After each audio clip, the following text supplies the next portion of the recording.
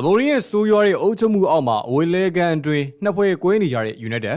လက်ရှိရာသီတွင်းမှာရလဒ်တွေဇက်တိုက်ဆိုးရွားနေတဲ့နီးပြအမိုရီရဲ့ဦးဆောင်မှုအောက်မှာ Manchester United အသင်းကအဝေးလဲကန်ထဲမှာသဘောထားကွဲလွဲမှုတွေနဲ့ရင်ဆိုင်နေရပါတယ်။နီးပြအမိုရီရဲ့3-4-2-1ကစားကွက်ကိုခေါင်းမာစွာကင်ဆွဲထားမှုကြောင့်မလို့ကစားသမားတချို့ကမကြည်မနှက်ဖြစ်နေကြပြီးတော့အသင်းနှစ်ချမ်းကွဲနေပြီလို့သတင်းတွေကလည်းထွက်နေပါသေးတယ်။ United ကတနင်္ဂနွေနေ့ကပြိုင်ဘက်မန်စီးတီးကို3ဂိုးမရှိနဲ့ရှုံးနိမ့်ခဲ့ပြီးတဲ့နောက်ပရီးမီးယားလိအဆင့်14မှာရပ်တည်လို့နေရပါအမိုရီရဲ့အသင်းကဒီရာသီရဲ့ပထမဦးဆုံး၄ပွဲမှာ၄မှတ်သာရရှိထားပြီးတော့ကရာဘောင်းဖလားမှာလည်းပဲလီဒူးအသင်းဖြစ်တဲ့ Grimsby Town ကိုရှုံးနိမ့်ခဲ့တာကြောင့်မလို့ပြိုင်ပွဲကနေပြီးတော့ထွက်ခွာလာခဲ့ရပါတယ်။ Sporting အသင်းနီးပြဟောင်းအမိုရီကနိုဝင်ဘာလမှာ Eric Ten Hag ရဲ့နေရာကိုအစားထိုးပြီးတဲ့နောက်ပရီးမီးယားလိပွဲစဉ်32ပွဲမှာ10ပွဲသာအနိုင်ရရှိခဲ့တာကြောင့်မလို့ဒုတိယကမ္ဘာစစ်နောက်ပိုင်း United ရဲ့အမြဲတမ်းနီးပြရတဲ့မှာ36.1%နဲ့အနိုင်ရရှိမှုရာခိုင်နှုန်းအဆိုးဆုံးဖြစ်နေခဲ့တာပါတန်ဟက်ရဲ့အနိုင်ရရှိမှုရာခိုင်နှုန်းကတော့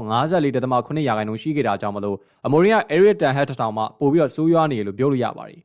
အခုဆိုလို့ရှိရင်တော့ United က1992-93 ရာသီနောက်ပိုင်းမှာအဆိုးဆုံးရာသီအစကိုရင်ဆိုင်နေရပြီဖြစ်ပါတယ်ဒါမဲ့2028ခုနှစ်ထိစာချုပ်တက်တန်းကြံရှိနေတဲ့အမိုရီကိုထုတ်ပယ်ဖို့အစီအစဉ်မရှိသေးဘဲနဲ့အသင်းကောင်းဆောင်ပိုင်းရဲ့ထောက်ခံမှုကိုဆက်လက်ရရှိနေသေးတယ်လို့သတင်းတွေကဖော်ပြခဲ့ကြပါတယ်။ The Time သတင်းစာရဲ့ဖော်ပြချက်အရတော့ Old Trafford မှာရလဒ်ကောင်းတွေမရရှိနေပေမဲ့အမိုရီကစားသမားတွေရဲ့ကြီးမားတဲ့ပုံကံမှုနဲ့ရင်ဆိုင်နေရခြင်းမရှိသေးပါဘူး။ဒါမဲ့ United ရဲ့အဝေးလဲကန်ထဲမှာရှင်းလင်းတဲ့သဘောထားကွဲလွဲမှုတွေပေါ်ပေါက်နေရလို့ဆိုပါတယ်။ကစားသမားတို့ကပွဲထွက်ခွင့်မရလို့ဒေါသထွက်နေကြပြီးတော့သူရဲ့ကစားကွက်ကိုမပြောင်းလဲခြင်းလိုမျိုးအမိုရီရဲ့စီကံတချို့ပေါ်မှာမကျေနပ်မှုတွေရှိနေပါတယ်လို့သတင်းမှာဖော်ပြထားပါတယ်။အမိုရီကသူ့ရဲ့နှစ်သက်တဲ့3-4-2-1ကစားကွက်ကနေလမ်းလွဲဖို့ညှင်းဆန်နေပြီးတော့သူရဲ့နီးဗျူဟာကိုမပြောင်းလဲဘူးဆိုရင်နီးဗျူဟာသာပြောင်းလဲရမယ်လို့ဖွင့်ရပြောဆိုခဲ့ပါတယ်။ပြီးခဲ့တဲ့ဘက်ကလည်းအမိုရီကတခါလေနှုတ်ထွက်ခြင်းစိတ်ပေါက်တယ်လို့ဝန်ခံခဲ့တာကြောင့်မလို့ Old Trafford မှာသူ့ရဲ့ရည်ရှိအနာဂတ်နဲ့ပတ်သက်ပြီးတော့ထင်ကြီးတွေထွက်ပေါ်လာခဲ့ကြပါတယ်။ဒါမဲ့နီးပြနဲ့နီးစပ်တဲ့သတင်းအရင်းမြစ်တွေကတော့သူ့ရဲ့ယာတို့ကနေပြီးတော့နှုတ်ထွက်ဖို့အတွက်ညှိနှိုင်းမှုတွေမစ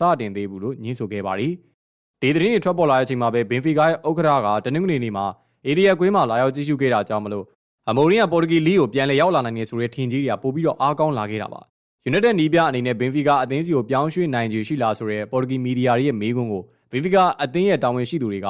ရူဘင်အမိုရင်က Manchester United ရဲ့နီးပြဖြစ်နေလို့ကျွန်တော်တို့ဒီမေးခွန်းကိုမဖြေနိုင်ပါဘူး။ဒါမဲ့တနေ့နေ့တော့ရူဘင်အမိုရင်ကဘင်ဖီကာရဲ့နီးပြဖြစ်လာမယ်ဆိုတာကျွန်တော်သိပါတယ်လို့ပြောခဲ့ပါတယ်။ဘောလုံးလောကမှာရလဒ်တွေကအဓိကဖြစ်ပါတယ်။ရလဒ်တွေဇက်တိုက်ဆိုးရွားနေပြီဆိုရင်တော့ဘယ်နီးပြမဆိုသူ့ရဲ့နီးဗျူဟာကိုပြန်လည်သုံးသပ်လေးရှိပါတယ်။အခုချိန်မှာ United ကစိတ်ပြက်စရာကောင်းတဲ့ရလဒ်တွေနဲ့ရင်ဆိုင်နေရတာကြောင့်မလို့ကစားကွက်ကိုပြန်လည်ပြောင်းလဲပြီးတော့အသင်းရဲ့အခြေအနေကိုကယ်တင်ဖို့လိုအပ်နေနိုင်ပါတယ်။နေပြတယောက်အနေနဲ့ကစားသမားတွေယုံကြည်မှုပြန်လည်ရရှိဖို့အတွက်သူတို့နဲ့ပို့ပြီးတော့အံဝင်ခွင်ချဖြစ်စေမဲ့ကစားကွက်ကိုအသုံးပြုဖို့လည်းလိုအပ်ပါတယ်။တကယ်တော့အမိုရင်ရဲ့ကစားကွက်ကရေတိုအတွက်မဟုတ်ဘဲနဲ့ရေရှည် project တစ်ခုဖြစ်နိုင်ပါတယ်။သူ့အနေနဲ့ဒီစနစ်နဲ့ကိုက်ညီမဲ့ကစားသမားတွေကိုထပ်မံခေါ်ယူပြီးမှသာအသင်းကိုအောင်မြင်အောင်လို့တည်ဆောက်နိုင်မှာဖြစ်ပါတယ်။လက်ရှိချိန်မှာတော့အသင်းရဲ့ခေါင်းဆောင်ပိုင်းကအမိုရင်ကိုထောက်ခံနေစေဖြစ်ပေမဲ့ရလဒ်တွေကဇက်တိုက်ဆိုးရွားနေမယ်ဆိုရင်တော့ဒီအခြေအနေဟာပြောင်းလဲသွားနိုင်ပါတယ်။နီးပြကသူ့ရဲ့နီးစနစ်ပေါ်မှာခေါင်းမာနေတယ်လို့ကစားသမားတွေကလည်းမကြည်မနှက်ဖြစ်နေရကြောင်းမလို့ United ကကြီးမားတဲ့အကြက်တဲကိုရင်ဆိုင်နေရပြီဖြစ်ပါတယ်။ဒီအခြေအနေတွေကြားမှာအမိုရင်ကဘင်ဖီကာရဲ့ပြစ်မှတ်ဖြစ်နေရလို့သတင်းတွေကပေါ်ပေါက်လာတာကလည်းသူ့အတွက်ထွက်ပေါက်တစ်ခုဖြစ်လာနိုင်ပါတယ်